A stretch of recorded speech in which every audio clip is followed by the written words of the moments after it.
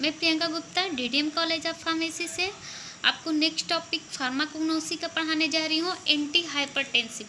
Anti hypertensive आप जानते हो क्या होता है? किसी भी चीज़ का पीछे एंटी लग जाता है तो मीन्स क्या है, उसके अगेंस्ट। तो हाइपरटेंसिव के पीछे लगा हुआ है, आगे एंटी मीन्स हाइपरटेंसिव से जो लड़ने वाली ड्रग्स होती है उसे हम बोलते हैं एंटी हाइपरटेंसिव।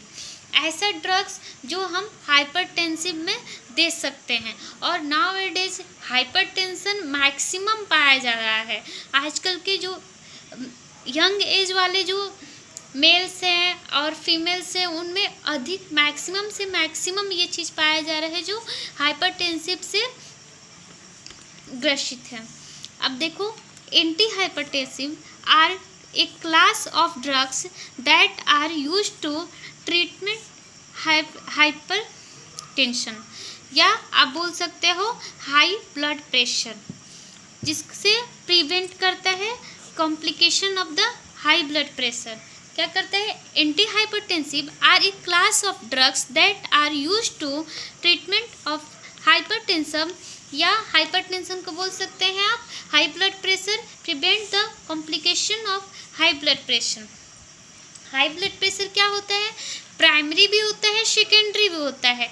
प्राइमरी जिसके बारे में हम कुछ नहीं जानते, अननोन है। किसी पर्सन को आप रोड चलते हुए किसी को हाइपरटेंशन हुआ, हार्ट अटैक हुआ, तो उसे मालूम नहीं है किस वजह से हुआ, किस कारण से हुआ। बट सेकेंडरी एक होता है, प्राइमरी एंड सेकेंडरी। सेकेंडरी में हमें सारी चीज़ के बारे में मालूम रहता है।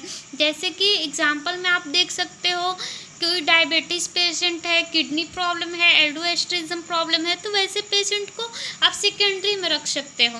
बट मैं कहाँ थी अभी? हाइपरटेंसिव। फिर से मैं रिपीट कर रही हूँ, हाइपरटेंशन क्या होता है? ये बीपी है, ब्लड प्रेशर। जैसे हम लोग का नॉर्मल बीपी होता है 120/80। 120 क्या हो गया? जो 120 हो गया, 80 हो गया, ये हो गया सिस्टोलिक, एंड 80 हो गया डायस्टोलिक। क्या हो गया? डायस्टोलिक। अब सिस्टोलिक क्या हो गया? मान लो ये हमारा 2 आर्टरी है और ये हमारा ब्लड है। तो अगर यहाँ तक जा रहा है ब्लड का फ्रीक्वेंसी, तो ये 120 तक है नॉर्मल ब्लड प्रेशर जिसको बोलते हैं। बट इससे अगर ऊपर जा रहा है तो ये नॉर्मल नहीं है, यानी 140 के बाद, जिसमें डायस्टोलिक 90 है, 140 के बाद अगर किसी पर्सन का बीपी है तो हाई ब्लड प्रेशर में आएगा, हाइपरटेंसिव में आएगा। ठीक है। एंड डायस्टोलिक जो होता है जो नीचे आ गया। ठीक है। अब किसी भी ऐसे पेशेंट होते हैं जिसको हाइपोटेंशन होता है, 80 के नीचे आ जाता है, तो उसे भी मैक्सिमम प्रॉब्लम होती है। बट उसका है कि हम होम ट्रीटमेंट से भी ठीक कर सकते हैं।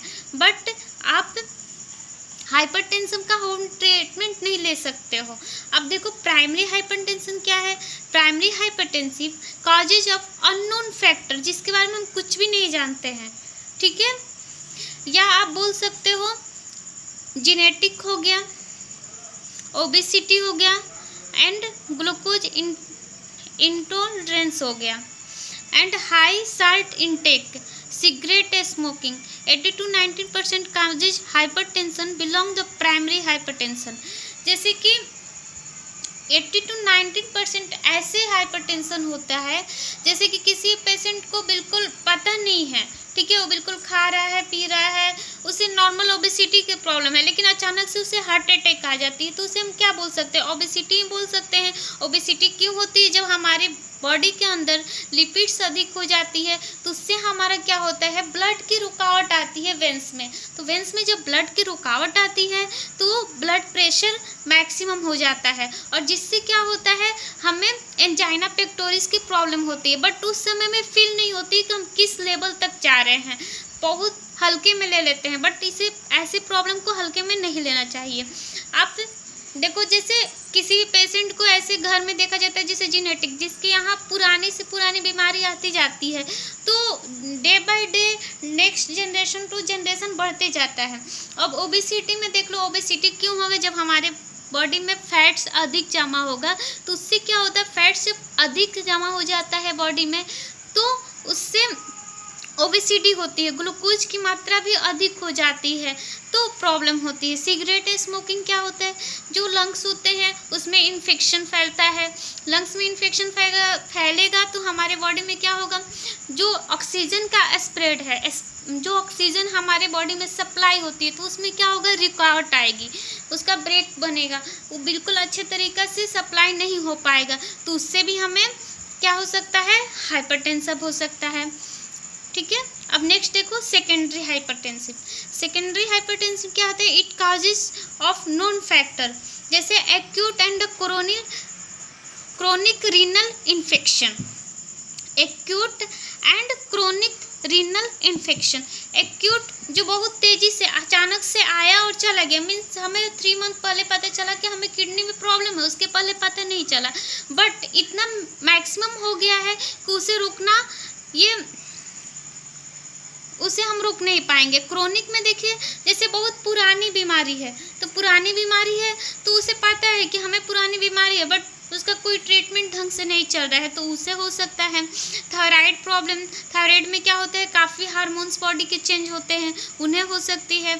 एल्डोस्ट्रोजन in the condition of the tumour in one और both of the internal gland, जो हमारा किडनी में इंटरनल ग्लैंड होते हैं उसमें ट्यूमर हो जाता है तो उससे क्या होता है, जो सोडियम पोटेशियम का फिल्ट्रेशन होता है अधिक नहीं हो पाता है, अच्छे से नहीं हो पाता है, जो हमारे बॉडी में सोडियम का सिक्रेशन अच्छे से नहीं हो पाएगा तो इससे क्या होगा कि ग्लूकोज की मात्रा अधिक होगी। जब ग्लूकोज की मात्रा अधिक हो जाएगी बेटा तो इसका सिक्रेशन अच्छे से नहीं होगा, ऑक्सीजन अच्छे से सप्लाई नहीं हो पाएगा, तो हमारे बॉडी में क्या होगा, हाइपरटेंसिव की प्रॉब्लम हो सकती है।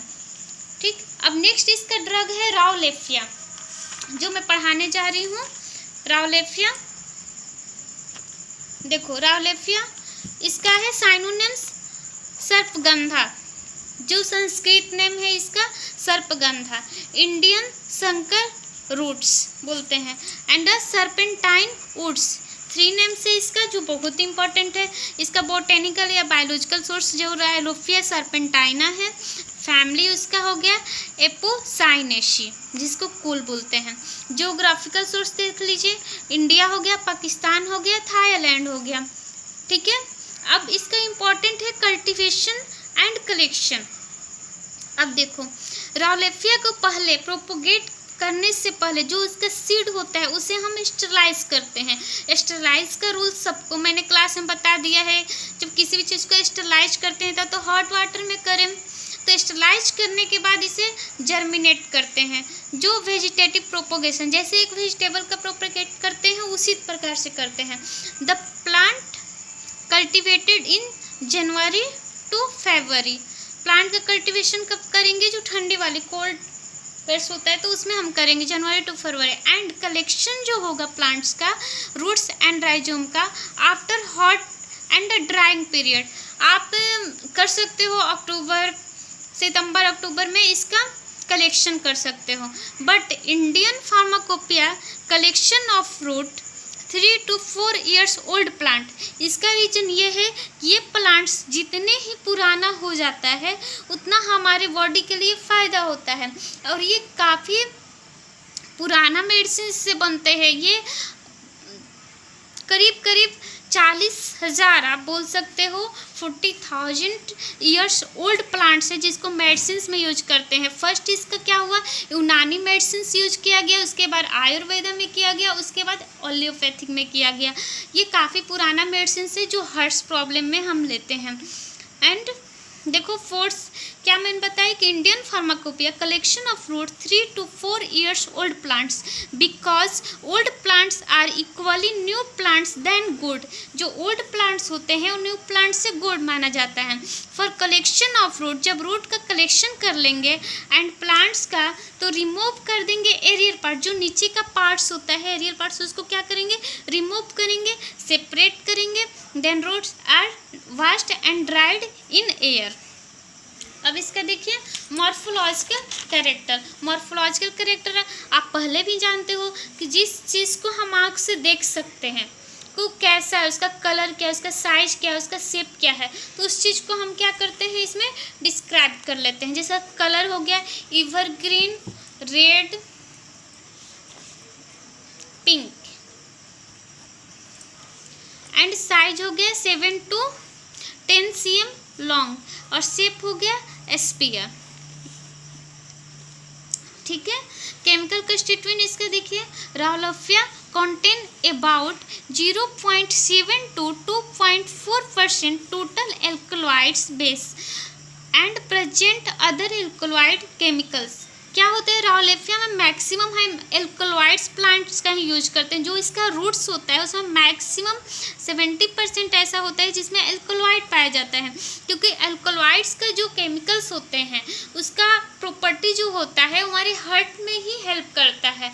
और जैसे किसी पर्सन को एल्कलॉइड्स का प्लांट्स आप जब स्टडी करोगे नेक्स्ट क्लास में बताऊंगी मैं, तो उसमें क्या होता है जितना भी उसका प्रॉपर्टी होता है वो हार्ट में हेल्प करता है।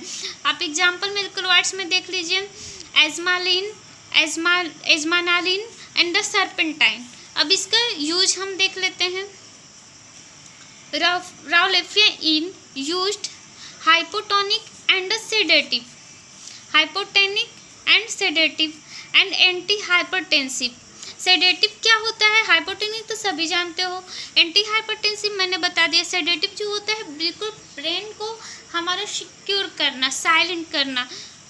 And it is the reduce the blood pressure. क्या करता है, जब ब्लड प्रेशर अधिक हो जाता है तो उस समय क्या करता है, ये रिड्यूस करता है। It is the increases uterine construction. मैंने बताया जब एल्डोस्टेरोन का प्रॉब्लम होता है या यूट्रीन कंट्रैक्शन का प्रॉब्लम होता है, तो जब ये मेडिसिन दिया जाएगा तो उसमें क्या होगा, जब सोडियम पोटेशियम का फ्रीक्वेंसी को तेज कर देगा। जब सोडियम पोटेशियम का फ्रीक्वेंसी जो होगा यूरिन के थ्रू तेज हो जाएगा तो हमारे बॉडी का जो ऑक्सीजन है वो शरीर में अच्छे से इंक्रीजमेंट करेगा, ब्लड फ्रीक्वेंसी अच्छा हो जाएगा, जिससे हमारे जो ब्लड प्रेशर है वो इक्वल रहेगा।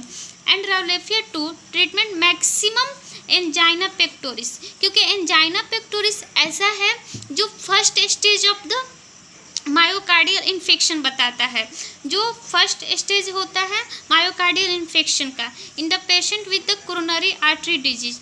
Okay, thank you all of you. Next class में आपको नेक्स्ट टॉपिक पढ़ाया जाएगा।